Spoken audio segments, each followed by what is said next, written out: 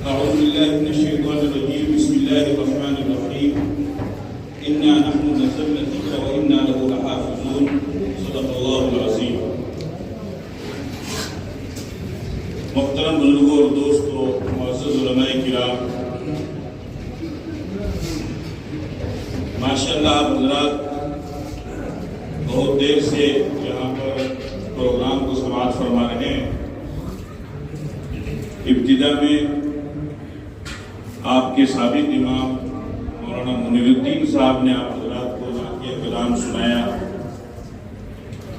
بعد ازاں موجودہ امام مولانا حافظ محبوب صاحب دامت برکاتہم، انہوں نے بھی نعتیہ کلام پیش کیا، اور پھر اس کے بعد ہمارے شہر نورگڑھ کے بڑے عظیم بزرگ اور ہمارے سرپرست جناب حضرت مولانا عبدالخالق صاحب دامت برکاتہم آپ حضرات کے سامنے اردو میں، عربی میں نعتیہ کلام پیش فرما رہے تھے۔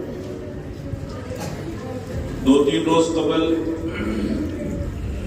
آپ کی مسجد کے ذمہ دار جناب سکندر صاحب، محمد امین صاحب، جناب طوفان صاحب میرے پاس دکان میں تشریف لائے اور کچھ عمامہ وغیرہ بھی لیا، چونکہ حفظ قرآن کی تکمیل ہو رہی تھی، اور ان حضرات کا یہ اصرار بھی تھا کہ آپ وقت نکال کر کے تشریف لائے، کیونکہ میں اخیر عشرے میں قرآن سناتا ہوں 10 دن میں۔ تو 10 دن میں قرآن سنانے کا مطلب یہ ہے کہ ایک دن میں آپ کو 3 پارے پڑھنے ہوتے ہیں، اور 3 پارے میں ذرا سا وقت بھی لگتا ہے۔ بہرحال میں نے ان سے وعدہ کیا کہ انشاءاللہ میں اپنا وقت نکال کر کے آؤں گا۔ ہمارا تو 29 کو پورا ہوگا، آپ حضرات کا پورا ہو گیا۔ سوال یہ ہے کہ یہ جو محفل سجی ہے اور جن 2 حضرات کو آپ حضرات نے عمامہ پہنایا ہے، دستار فضیلت ان کے سر کے اوپر رکھی ہے، پھول مالا سے ان کا استقبال کیا ہے، ایک حافظ اور ایک سامع، ایک قرآن کو سنانے والا اور دوسرا قرآن کو سننے والا، یہ اتنا بڑا کارنامہ آپ حضرات نے کس وجہ سے انجام دیا؟ اس کے بعد یہ پروگرام کیا، لوگوں کو دعوت دی، آپ حضرات اتنی بڑی تعداد میں یہاں پہ تشریف لائے، اور کچھ مٹھائی وغیرہ کے بھی انتظام ہے، جنہوں نے سنا، جنہوں نے سنایا، ان کے لیے آپ نے تحفہ نذرانے کا انتظام کیا۔ یہ کیوں ہوا؟ یہ اس وجہ سے ہوا کہ پہلی تراویح میں آپ کی مسجد میں جس حافظ قرآن نے الحمد سے لے کر کے قرآن کریم کو سنانا شروع کیا، آج الحمدللہ وہ قرآن کریم پورا سورہ ناس پر پہنچ کر کے مکمل ہو چکا ہے۔ اس کی خوشی میں اس تقریب کو منعقد کیا گیا ہے، یعنی قرآن کریم جو پہلی تراویح سے سنانا شروع کیا گیا تھا، آج وہ مکمل ہو چکا ہے، اس کی تکمیل ہو چکی ہے۔ اور قرآن کریم کی تکمیل کے موقع پر اتنا بڑا اہتمام اس وجہ سے کیا جاتا ہے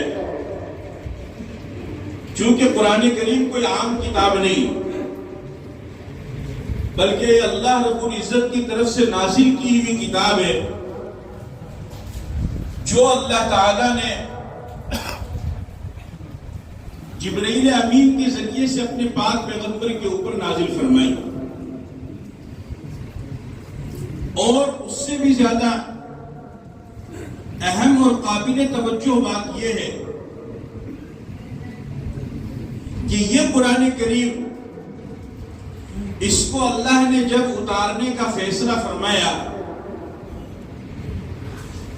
تو اسلامی سال کے اور عیسوی سال کے بھی 12 مہینے ہوتے ہیں. ان 12 مہینوں میں سے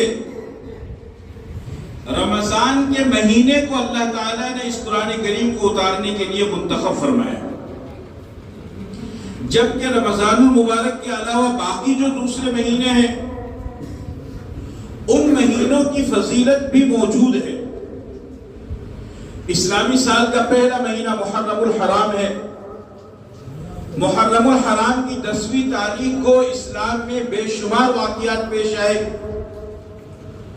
اور اس کے بارے میں نبی پاک صلی اللہ علیہ وسلم نے ارشاد فرمایا کہ جو شخص عاشورہ کے دن یعنی محرم کی 10ویں تاریخ کو اپنے گھر والوں پر دسترخوان کو وسیع کرے، یعنی ذرا کچھ اچھا کھانا اپنے گھر والوں کے لیے پکائے، تو اللہ تعالیٰ اس کے 1 سال کی رزق میں برکت عطا فرماتے ہیں. اسی طریقے سے اسلامی سال کا تیسرا مہینہ ربیع الاول ہے. ربیع الاول کو یہ خصوصیت حاصل ہے کہ ربیع الاول کے مہینے میں آقائے نامدار تاجدار مدینہ سرکار دو عالم خاتم الانبیاء جناب محمد رسول اللہ صلی اللہ علیہ وسلم دنیا کے اندر تشریف لائے، اور پھر 63 سال کی زندگی گزار کر کے اسی ربیع الاول کے مہینے میں آپ دوبارہ دنیا سے تشریف لے گئے. اسی طریقے سے رجب کا مہینہ ہے. رجب کے مہینے کو یہ فضیلت حاصل ہے کہ رجب کے مہینے میں صحیح قول اور مشہور قول کے مطابق 27ویں رجب کو نبی پاک صلی اللہ علیہ وسلم کو اللہ تعالیٰ نے معراج کروائی، آسمانوں پر بلایا، جنت اور جہنم کی سیر کروائی، عرش پر بلایا اور اپنا دیدار کروایا.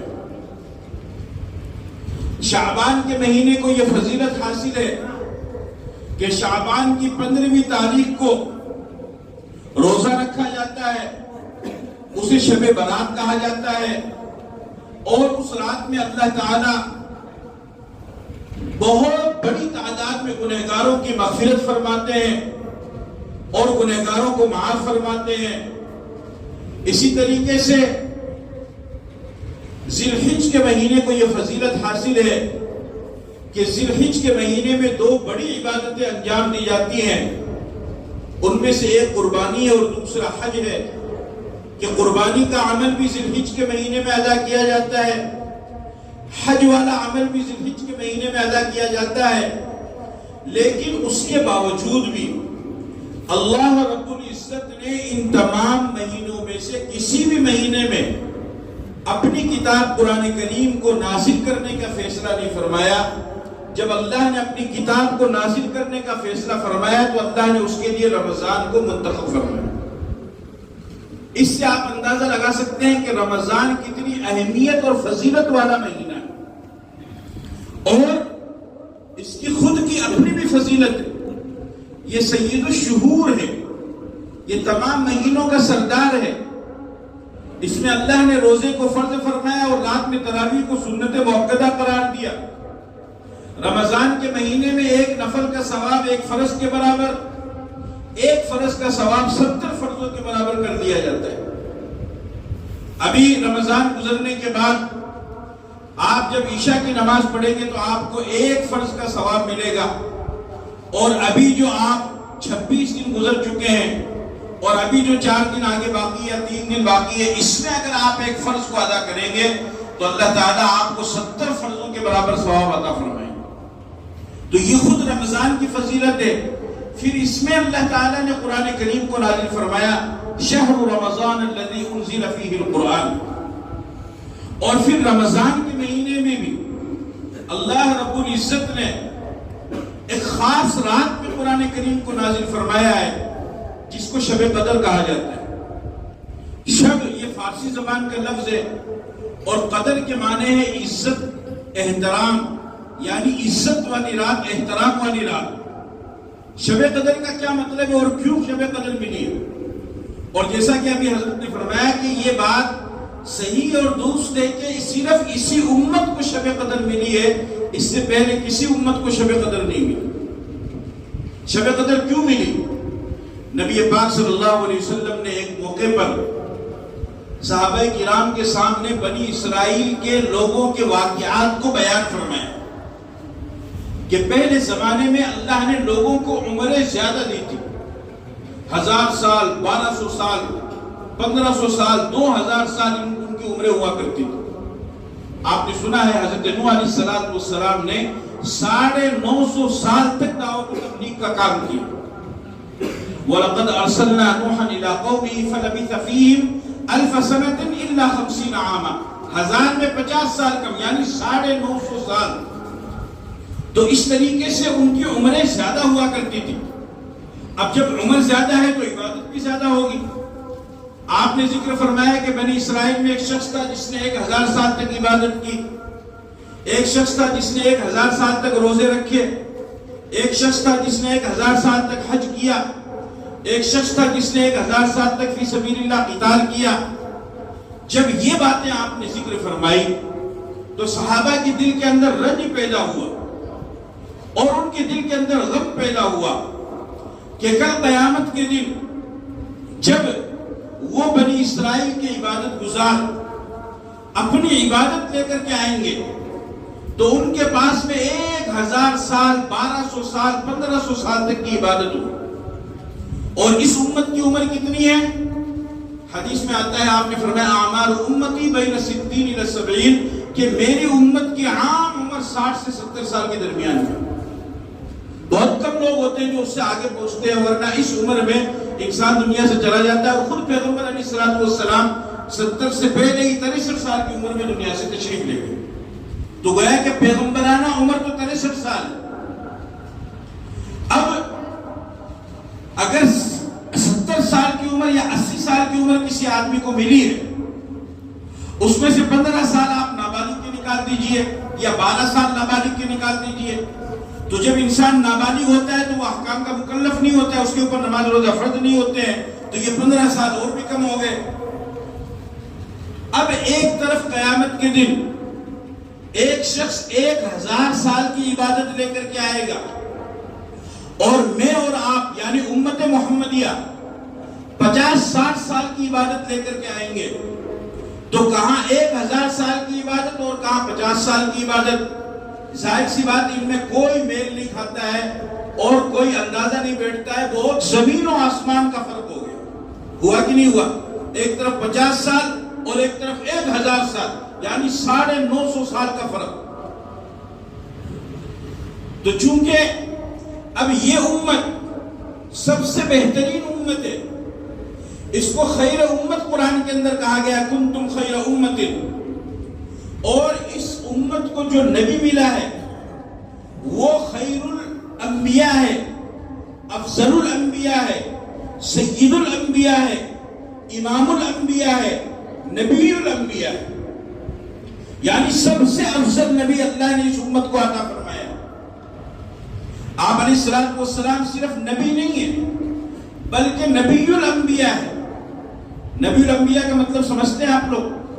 یعنی پچھلے جو نبی گزرے، حضرت نوح علیہ السلام، ابراہیم علیہ السلام، اسماعیل علیہ السلام، موسیٰ علیہ السلام، اس طریقے سے جتنے بھی انبیاء گزرے، تقریباً 1.25 لاکھ انبیاء کرام دنیا کے اندر گزرے ہیں.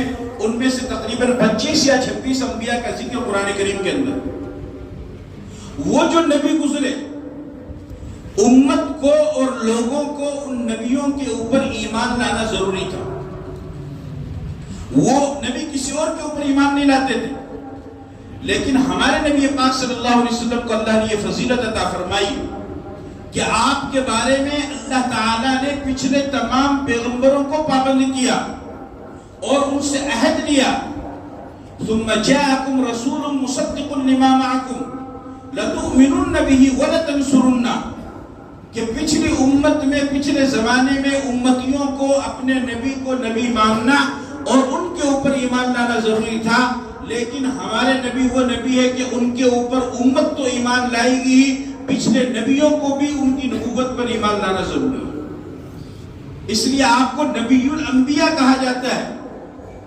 اور آپ کو جو کتاب اللہ نے عطا فرمائی وہ تمام کتابوں کی سردار ہے.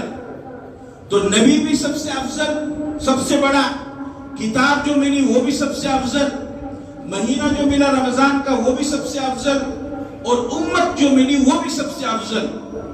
لیکن مسئلہ سب سے بڑا یہ ہے کہ یہ ساری فضیلتیں موجود ہونے کے باوجود عمر ان کی 60 اور 70 سال کے درمیان ہے. اب جب کل قیامت کے دن یہ اتنے بڑے نبی کو رکھنے والی اور اتنی بڑی کتاب کو رکھنے والی اور خود اتنی بڑی امت یہ قیامت کے دن جب آئے گی تو ان کے پاس صرف 60 سے 70 سال کی عبادت ہوگی اور دوسرے لوگوں کے درمیان 1000 سال کی عبادت ہوگی. تو اللہ رب العزت نے اس امت کو شب قدر عطا فرمائی. اِنَّا أَنزَلْنَاهُ فِي لَيْلَةِ الْقَدْرِ. ہم نے اس قرآن کو شب قدر میں اتارا. پھر اللہ نے فرمایا وَمَا أَدْرَاكَ مَا لَيْلَةُ الْقَدْرِ. اے نبی جی آپ کو معلوم ہے شب قدر کیا ہے؟ فرمایا لیلۃ القدر خیر من الف شہر. شب قدر 1000 مہینوں سے بہتر. یعنی علماء کرام یہ فرماتے ہیں کہ اگر کوئی انسان شب قدر میں عبادت کر لے اور اسے شب قدر مل جائے تو اسے ایک شب قدر میں عبادت کرنے کی وجہ سے 83 سال تک عبادت کرنے کا ثواب ملے گا. کتنا؟ 83. 80 اور 3 اور کچھ مہینے ہیں, آپ صرف سال پکڑ لو. 83 سال عبادت کرنے کا ثواب ملے گا. اب اگر کسی انسان نے محنت کر کے کوشش کر کے اپنی زندگی میں زیادہ نہیں صرف 20 شب قدر میں عبادت کر لی, یعنی 20 سال ہر سال, یا 30 شب قدر اس نے حاصل کر لی, تو ایک شب قدر پر 83 سال کا ثواب ہے. اب اس 83 کو آپ 20 سے جوڑ لو, 30 سے جوڑ لو, 40 سے جوڑ لو, جس کو جتنی شب قدر ہر سال حاصل ہو جائے اس حساب سے جوڑ لو. تو اگر کل قیامت کے دن وہ بنی اسرائیل کے لوگ 1000 سال کی عبادت لے کر کے آئیں گے تو یہ امت شب قدر میں عبادت کرنے کی وجہ سے ہزاروں سال کی عبادت کا ثواب لے کر کے آئیں گے. سمجھ میں آ رہی ہے؟ اس کو کہتے ہیں شب قدر. یعنی اگر اس میں کوئی عبادت کر لے تو اسے 1000 سال عبادت کرنے کا ثواب ملتا ہے. ہزاروں مہینوں سے وہ بہتر ہے. اب سوال یہ پیدا ہوتا ہے کہ جب اتنی اہم رات ہے اور اتنا ثواب اس میں ملتا ہے کہ ایک رات میں عبادت کرو تو 83 سال کے برابر ثواب ملے گا, تو پھر معلوم بھی تو ہونا چاہیے نا وہ رات ہے کون سی.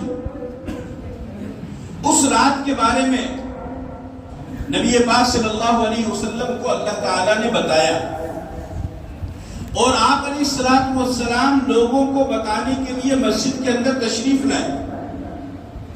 لیکن مسجد میں 2 لوگوں کے درمیان جھگڑا ہو رہا تھا. آپ علیہ الصلوۃ والسلام نے فرمایا کہ میں تمہیں شب قدر کے بارے میں بتانے کے لیے آیا تھا, لیکن تمہارے آپس میں لڑائی کرنے کی وجہ سے اللہ نے میرے ذہن سے شب قدر کو ہٹا دیا. اب مجھے یاد نہیں ہے, فروف یاد, اس کی تعین اٹھا لی گئی ہے. صحیح بخاری کی روایت ہے, آپ نے فرمایا عسى ان يكون خيرا لكم فالتمسوها في العشر الاواخر في 21 23 25 27 29. آپ نے فرمایا کہ اب تم اسے رمضان کے آخری عشرے کی یعنی آخری 10 دن کی 5 راتوں میں تلاش کرو. طاق راتوں میں 21ویں میں, 23ویں میں, 25ویں میں, 27ویں میں اور 29ویں میں, ان 5 راتوں میں تم تلاش کرو. ان 5 راتوں میں سے ایک نہ ایک رات تو یقینی طور پر اور ضروری طور پر شب قدر ہو. خالی 27 کو فکس نہیں کرنا ہے. ہمارے لیے بڑا مسئلہ یہ ہو گیا, پریشانی یہ ہو گئی کہ ہم نے یہ سمجھ لیا ہے کہ یہ جاگنے کی رات ہے. شب قدر یا شب برات جاگنے کی رات ہے, لہذا بس جاگنا چاہے کسی بھی طریقے سے جاگنا پڑے. اب ہمارے نوجوان ٹیم بنا کر کے کوئی گشت لگا رہا ہے, کوئی گھوم رہا ہے, کوئی پھر رہا ہے, کوئی موٹر سائیکل چلا رہا ہے, کوئی کچھ کر رہا ہے کہ صاحب جاگنے کی رات سونا نہیں ہے. ایسا نہیں, جاگنے میں بھی کوئی ثواب ملتا ہے. جاگنے میں کوئی ثواب ملے گا. جاگنے میں اگر ثواب ملے گا تو ہوٹل والا تو پوری رات جاگتا ہے, اسے بھی ثواب مل جائے گا. اسٹیشن میں جس نے دکان لگا رکھی ہے وہ پوری رات جاگتا ہے, اس میں بھی ثواب مل جائے. جاگنے میں بھی کوئی ثواب ہے. جاگنے میں ثواب نہیں ہے, عبادت کرنے میں ثواب ہے. اس لیے اپنے دماغ سے بات نکال دو کہ اگر ہم جاگ رہے ہیں اور دوسروں کو تکلیف دے کے جاگ رہے ہیں تب بھی ہمیں ثواب ملے گا. نہیں جناب, اگر آپ خالی جاگ رہے ہیں تو جاگنے پہ کوئی ثواب نہیں ملے گا. ہاں, آپ عبادت کر رہے ہیں تب آپ کو ثواب ملے گا. آپ نماز پڑھیں، پھر قرآن کی تلاوت کریں، تھک جائیں تو ذکر کریں، تھک جائے تو تسبیح پڑھیں، سبحان اللہ پڑھیں، الحمدللہ پڑھیں، اللہ اللہ پڑھیں، تھک جائے تو سو جائے، صبح جلدی اٹھیں اور جلدی اٹھ کر کے تہجد کی 2 4 5 10 رکعتیں پڑھ لیں اور پھر اللہ سے دعا کریں تو انشاءاللہ آپ کو شب قدر حاصل ہو جائے گی۔ لیکن پوری رات جاگ کر کے باتیں کر کے رات کو گزارنا اور جاگنا اور پھر یہ سمجھنا کہ ہمیں شب قدر حاصل ہو جائے گی، اس کا کوئی ثبوت حدیث کے اندر نہیں ہے۔ یہ تو الٹا اور گناہ ہے۔ اگر آپ عبادت کر کے جاگ سکتے ہو تو جاگ جاؤ، ورنہ سو جاؤ، اس لیے کہ سویا ہوا آدمی تو پھر بھی کسی کو نقصان نہیں پہنچائے گا، جاگا ہوا آدمی تو نقصان بھی پہنچائے گا۔ سویا ہوا آدمی کو نقصان پہنچائے گا، تو سویا ہوا آرام سے، جاگا ہوا تو پھر بھی نقصان پہنچائے گا۔ تو اس لیے اب 5 راتوں میں جاگنا ہمارے لیے مشکل ہو گیا، تو ہم نے کیا کیا کہ میں 27 رات میں جاگ لو۔ نہیں، ایسا نہیں ہے۔ اگر آپ کچھ بھی نہیں کر سکتے ہیں تو ان 5 راتوں میں 21 23 25 27، اب یہ تو چلے گی، آج 27 ہے، 29 اور آئے گی، 2 بچی ہے اس سال کی، اس میں آپ تھوڑی سی عبادت عشاء کے بعد میں کر لیں اور پھر آپ سو جائیں، صبح جلدی اٹھ جائیں اور جلدی اٹھ کر کے تہجد پڑھ لیں، کچھ قرآن کی تلاوت کر لیں اور اللہ سے دعا کر لیں۔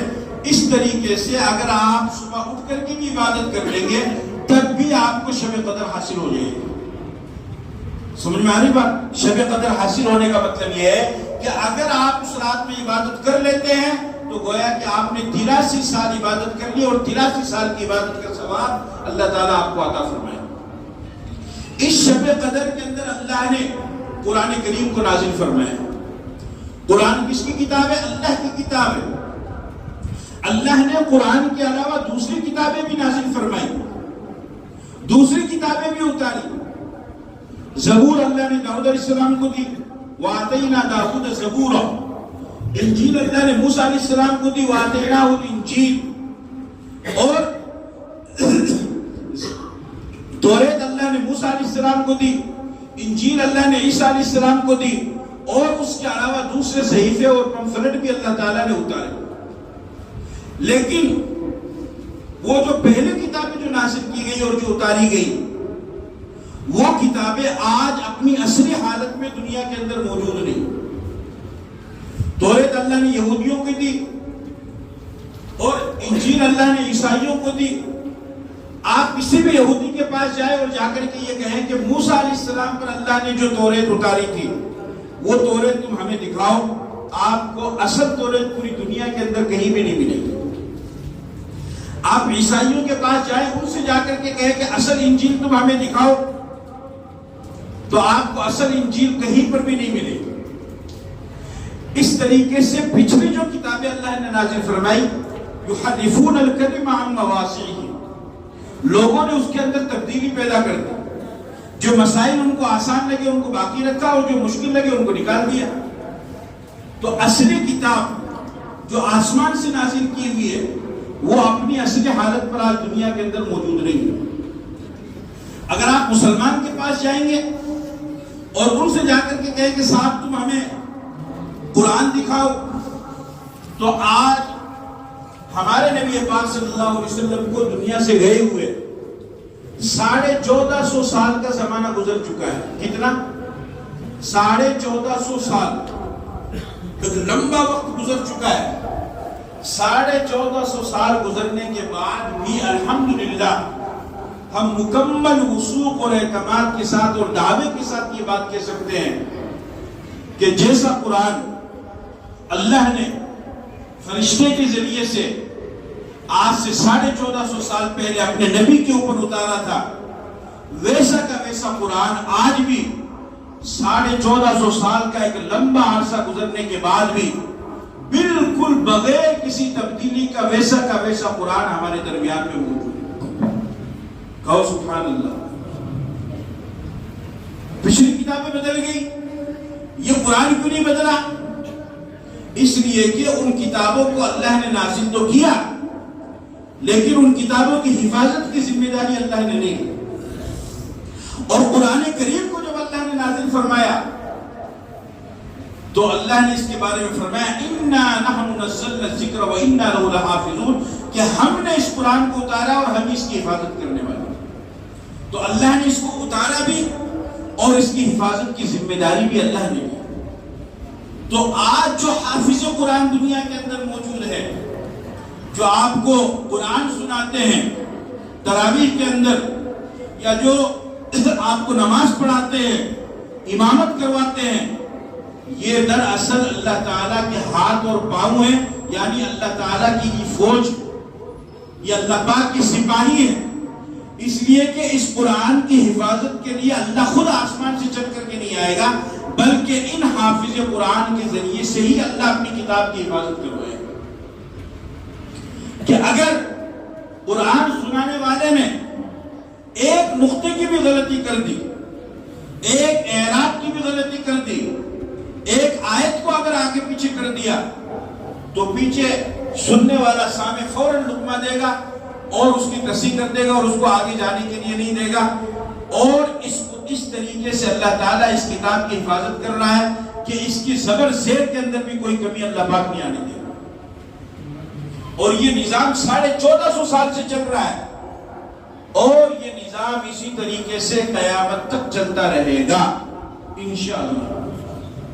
اس میں کوئی تبدیلی نہیں آئی، کیونکہ اس کی حفاظت کی ذمہ داری اللہ نے لی۔ عباسی خلیفہ گزرا ہے مامون رشید، اس کے دربار میں علمی دربار لگتا تھا، اور ہر فرقے کے اور مذہب کے لوگوں کو، علماء کو اس میں آنے کی اجازت تھی اور علمی دلائل پیش کرنے کی اجازت تھی۔ کھلا دربار لگتا تھا کہ بھئی آؤ اور اپنے اپنے مذہب کے دلائل پیش کرو اور اس کی حقانیت کو ثابت کرو۔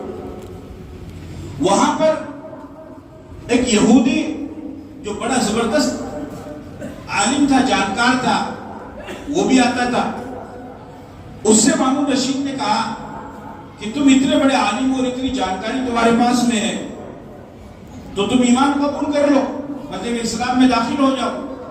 وہ کہنے لگا کہ میں نہیں ہوگا۔ چند سالوں کے بعد میں وہ پھر دوبارہ آیا اور کلمہ پڑھا اور مذہب اسلام میں داخل ہو گیا۔ بادشاہ نے اس سے کہا کہ میں نے چند سال پہلے تم سے کہا تھا، جب تو تم نے منع کر دیا، اب تم خود چل کر کے آئے ہو، اس کی وجہ کیا ہے؟ وہ کہنے لگا کہ میں خوش خط ہوں، یعنی کاتب ہوں، میری رائٹنگ، میری تحریر بہت زبردست ہے۔ تو اب جب میری تحریر زبردست ہے تو لوگ مجھ سے کتابیں لکھوانے کے لیے یا خط لکھوانے کے لیے یا اپنی اور کئی ساری چیزیں لکھوانے کے لیے میرے پاس میں آتے ہیں، میری رائٹنگ اچھی ہے۔ تو میرے پاس میں یہودی بھی اپنی توریت کو لے کر کے آئے، میں نے اس توریت کو لکھا اور اس میں کمی بیشی کر دی، میں نے اس میں چینجنگ کر دی، اور پھر اس کو لے جا کر کے یہودیوں کے عبادت خانے میں دے دیا، ان کے عالم کو دے دیا، انہوں نے قبول کر لیا۔ اسی طریقے سے انجیل میرے پاس میں آئی، میں نے اس میں بھی لکھا، اس میں بھی چینجنگ کی، اور پھر عیسائیوں کے عبادت خانے میں جا کر کے، کلیسا میں جا کر کے ان کو دے دیا، انہوں نے بھی قبول کر لیا۔ قرآن کریم میرے پاس میں آیا، میں نے اس میں بھی تبدیلی کی، اور پھر میں نے مسلمان کو جا کر کے دیا۔ تو چند دنوں کے بعد وہ قرآن کریم کو واپس میرے پاس لے کر کے آ گئے اور مجھے یوں کہا کہ بے شک آپ کی تحریر اور آپ کی رائٹنگ بہت اچھی ہے، لیکن آپ نے اس میں تبدیلی کر دی ہے، چینجنگ کر دی ہے، یہ ویسا قرآن نہیں جیسا ہم نے پڑھا تھا اور جیسا ہمارے سینے کے اندر موجود ہے، اس میں تبدیلی ہو گئی، ہم اس کو قبول نہیں کرتے، اس کو واپس لے جاؤ۔ اسی وقت میرے دل نے گواہی دی کہ میں نے ان کی کتابوں کو میں بھی تبدیلی کی، لیکن ان کو معلوم نہیں ہوا، اور قرآن کے اندر جب میں نے چینجنگ کی تو یہ فوراً مجھے میرے پاس میں لے کر کے آ گئے۔ تو میرے دل نے یہ گواہی دی کہ یہ کتاب بالکل برحق کتاب ہے، صحیح کتاب ہے، اور اس کتاب کو ماننے والے بھی بالکل برحق ہے اور صحیح ہے، اور اسی بنیاد پر میں نے کلمہ پڑھا اور میں مذہب اسلام میں داخل ہوں۔ کیوں؟ یہ کہ اس کی حفاظت کی ذمہ داری اللہ نے لی ہے۔ بسم اللہ الرحمن الرحیم، بتاؤ صحیح ہے غلط ہے؟ صحیح نہیں ہے۔ بسم اللہ الرحمن الرحیم بولو، صحیح ہے غلط ہے؟ الحمدللہ رب العالمین بولو، صحیح ہے غلط ہے؟ تو یہ تو آپ کو آتا ہے اس لیے آپ پکڑ رہے ہیں۔ قل هو اللہ احد بولو، صحیح ہے غلط ہے؟ اصل صحیح کیا قل هو اللہ ہے، آپ پر پیش ہے، میں نے قل پڑھا ہے، تو آپ کو یہ آتا ہے تو آپ نے فوراً ٹوک دیا۔ اس طریقے سے ہر مسلمان ٹوکتا ہے، اور اسی طریقے سے جو حافظ قرآن ہے تو وہ پورے قرآن میں بھی کہیں پر غلطی کرے گا تو فوراً ٹوک دے گا۔ تو جب ایک زبر زیر کو غلط پڑھے آدمی آگے نہیں جا سکتا ہے تو پھر قرآن کریم کو غلط کیسے پڑھ سکتا ہے؟ جبکہ اس میں 30 پارے ہیں، 6666 آیتیں ہیں، 540 رکوع ہے، اس کے باوجود بھی مسلمان اس کو حفظ کرتا ہے، یاد کرتا ہے، اپنے سینے کے اندر اتارتا ہے۔ یہ سارا نظام کیوں ہے؟ اس وجہ سے کہ اللہ نے اس کی حفاظت کی ذمہ داری لی۔ یہ معمولی چیز نہیں ہے۔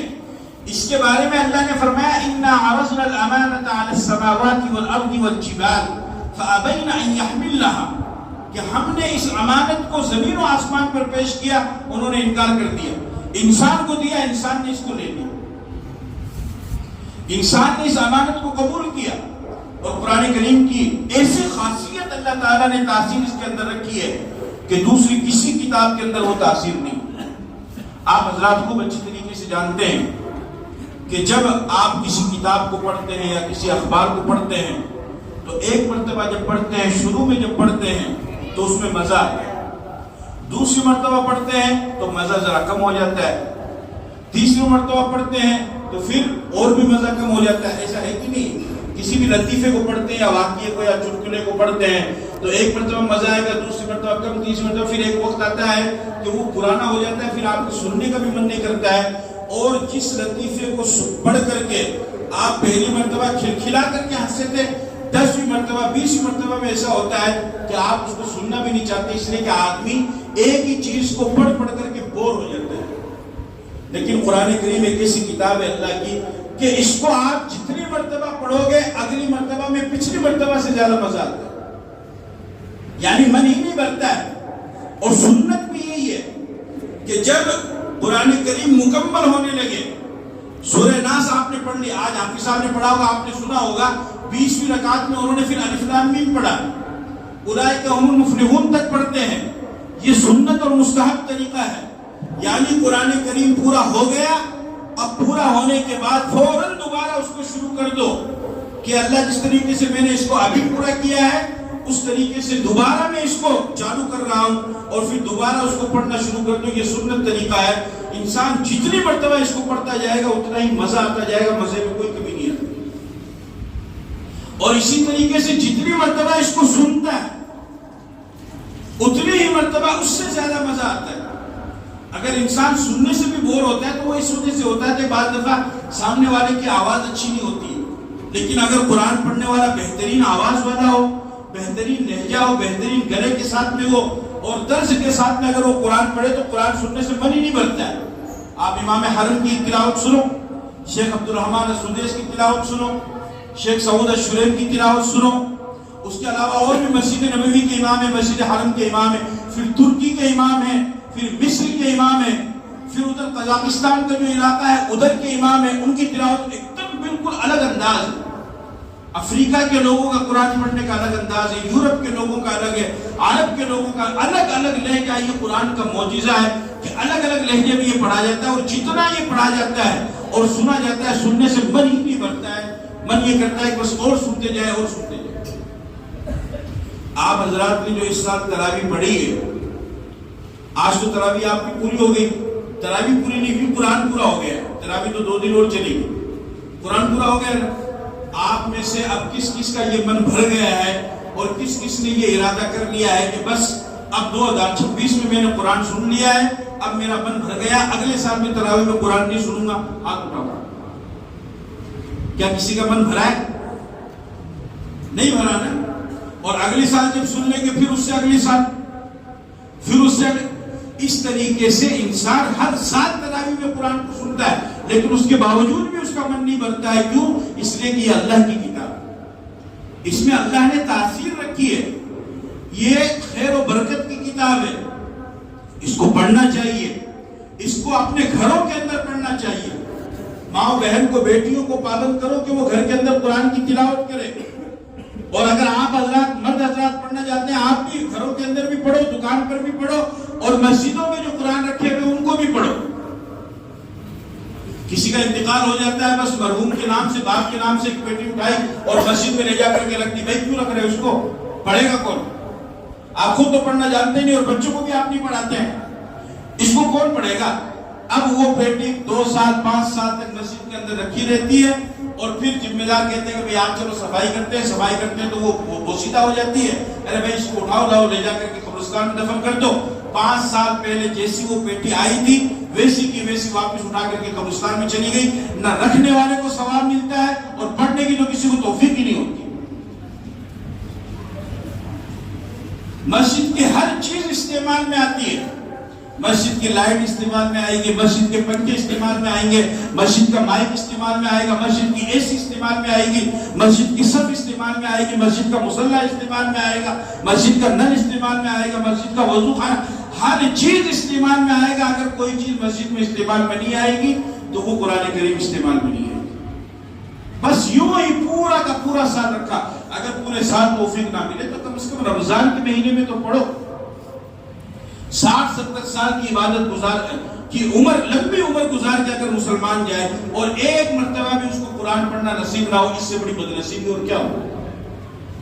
قرآن تو اللہ نے آپ کے لیے اتارا تھا. اگر مسلمان اس قرآن کو نہیں پڑھے گا, اس کو نہیں تھامے گا, تو دوسرا کون آئے گا خیر و برکت کے لیے؟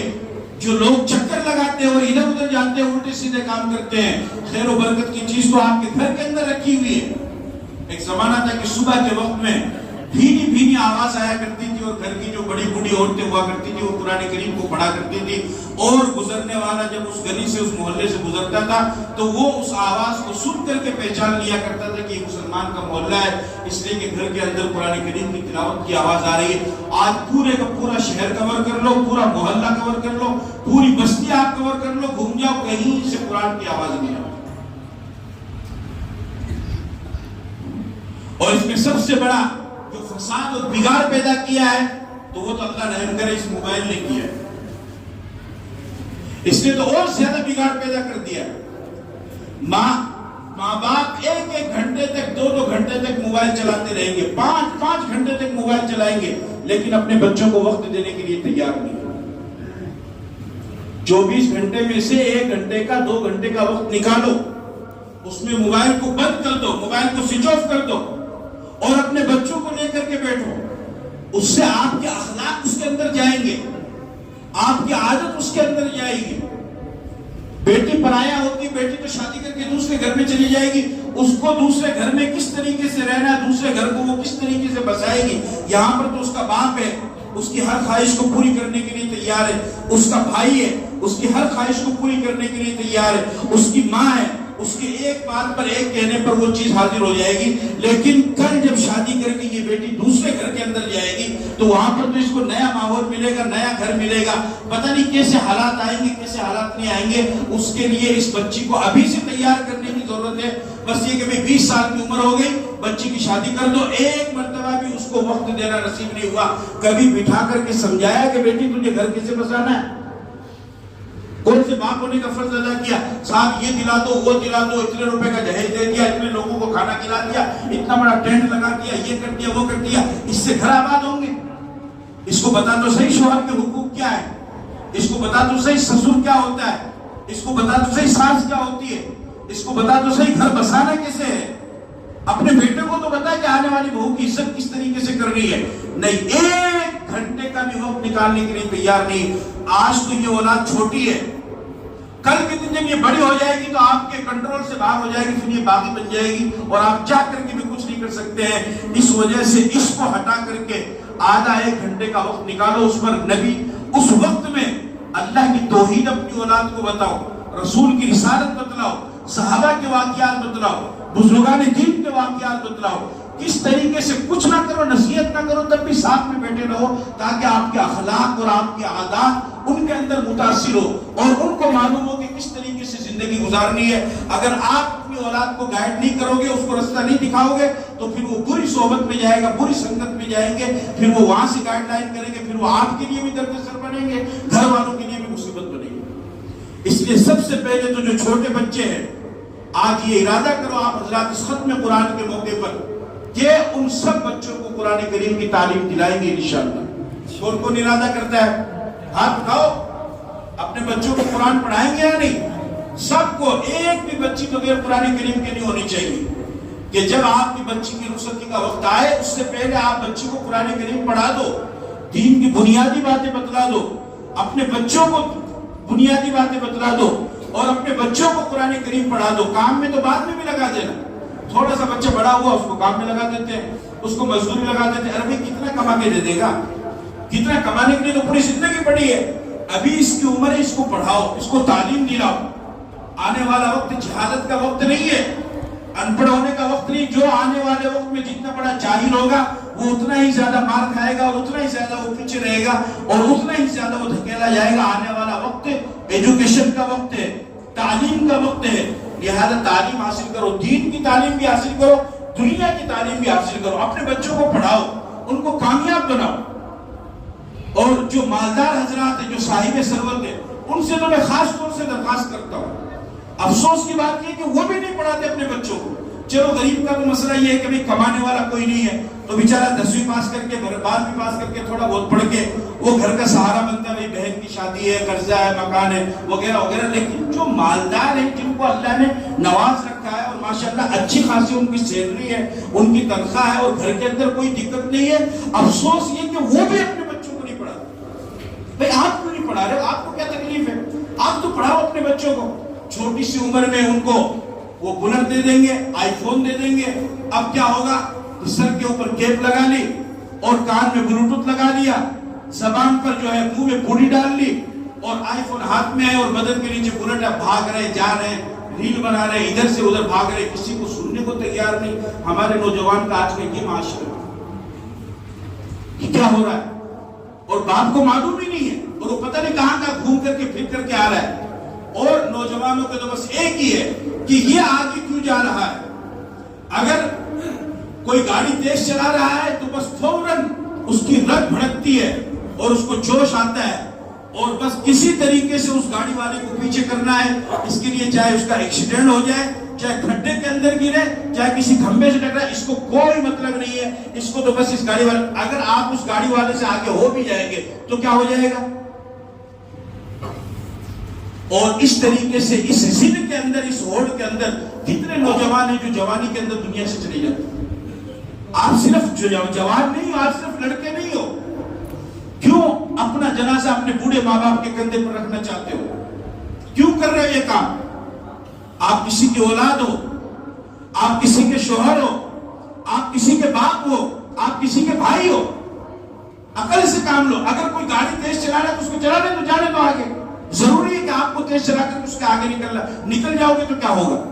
ایک شخص موٹر سائیکل چلا رہا ہے، اس نے پاس سے نکال لی، اب اس کو پیچھے کرنے کے لیے چاہے جتنی تیز موٹر سائیکل چلانی پڑے بس اس کو چلاتے رہیں گے اور آگے بڑھتے رہیں گے، اس کو پیچھے کر کے چھوڑیں گے. اگر آپ کا یہ حادثہ ہو گیا، نقصان ہو گیا تو کیا ہوگا؟ آپ کے گھر والوں پہ کیا حالات گزریں گے؟ کتنا ماتم مچے گا وہاں پہ. آپ کو اس کی کوئی فکر نہیں. نوجوانوں سے میں درخواست کرتا ہوں اپنے آپ کو کنٹرول کرو. اگر آپ کو ہوڑ کرنی ہے، مقابلہ کرنا تو دین کے کام میں کرو. کہ وہ اگر 4 رکعت نفل پڑھتا ہے میں 6 رکعت پڑھوں گا.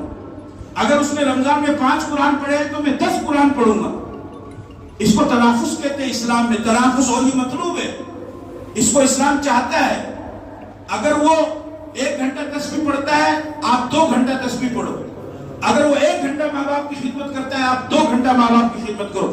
نیک کام میں ہوڑ لگاؤ، نیک کام میں دوسروں کو پیچھا کرو، نیک کام میں آگے بڑھو. دنیاوی کام میں آگے بڑھنے سے کیا ہو؟ کسی نے 50,000 کا موبائل لے لیا، اب جائیں گے اپنے ماں باپ کے پاس، ہوڑ توڑ کریں گے کسی بھی طریقے سے. ان کو بس 60,000 کا موبائل لینا ہے کہ پڑوسی نے 50,000 کا موبائل کیوں لے لیا. پھر کیا ہوگا؟ اگر آپ نے 60,000 کا موبائل لے لیا، 1 لاکھ کا لے لیا، 10 لاکھ کا موبائل لے لیا تو کیا ہوگا؟ آپ کیا بڑے آدمی بن جائیں گے؟ کیا آپ کو موت نہیں آئے گی؟ کیا آپ کو زندگی پیاری نہیں ہے؟ ہوگا کیا؟ کسی نے مکان بنا لیا، بڑا بنگلہ بنا لیا، اب دوسرے کو اس سے بڑا بنگلہ بنا رہا ہے. ضرورت نہیں ہے لیکن صرف اس کو نیچا دکھانے کے لیے. کسی نے شادی میں 10 لاکھ روپے لگا دیے، اس کو نیچا دکھانے کے لیے 20 لاکھ. سگے بھائی یہ کام کر رہے ہیں. یہ کیا ہو رہا ہے؟ ہمیں اپنے معاشرے کو تبدیل کرنے کی ضرورت ہے، اپنے آپ کو سدھارنے کی ضرورت ہے. اس وجہ سے اس موقع پر آپ جتنے بھی حضرات یہاں پر تشریف لائے، آپ سے میں درخواست کرتا ہوں کہ یہ ختم قرآن کا موقع ہے، تکمیل قرآن کا موقع ہے، خوشی کا موقع ہے. تو یہ صرف یہ نہیں کہ جو امام صاحب پڑھا رہے ہیں بس وہی پڑھاتے رہیں، یا جو حافظ قرآن جنہوں نے سنا دیا وہی سنتے رہیں. آپ کے دل کے اندر بھی یہ جذبہ پیدا ہونا چاہیے کہ میرے دل کے اندر اور میرے بچوں کے سینے کے اندر بھی اللہ کا کلام اترنا چاہیے اور وہ بھی حافظ قرآن بننا چاہیے. اس سے بڑا خوش نصیب کوئی نہیں ہو سکتا ہے کہ جس کے سینے کے اندر قرآن کریم موجود ہے، کہ اللہ نے اس کے سینے کو چن لیا ہے، اس کے سینے کو منتخب کر لیا اللہ تعالیٰ نے اپنی کتاب کو اتارنے کے لیے. تو یہ خوش نصیبی کی بات ہے. لہذا اس موقع پر ہم یہ عہد کریں اور یہ عزم کریں اور یہ ارادہ کریں کہ انشاءاللہ اسی طریقے سے ہر سال رمضان المبارک میں پوری تراویح بھی پڑھیں گے اور اپنے بچوں کو قرآن کریم بھی پڑھائیں گے اور نمازوں کی بھی پابندی کریں گے اور مسجدوں کو بھی آباد رکھیں گے. اور کوئی بھی ایسا کام کہ جس سے آپ کی بدنامی ہو، آپ کے رشتہ دار کی بدنامی ہو، آپ کے محلے کی اور بستی کی بدنامی ہو، اور سب سے زیادہ بڑھ کر کے آپ کے مذہب کی بدنامی ہو، ایسا کوئی بھی کام ہمیں نہیں کرنا. نوجوانوں سے میں درخواست کرتا ہوں آپ حضرات اس کا ارادہ کرتے ہیں. اللہ تعالیٰ عمل کی توفیق عطا فرمائے. وآخر دعوانا الحمدللہ رب العالمین.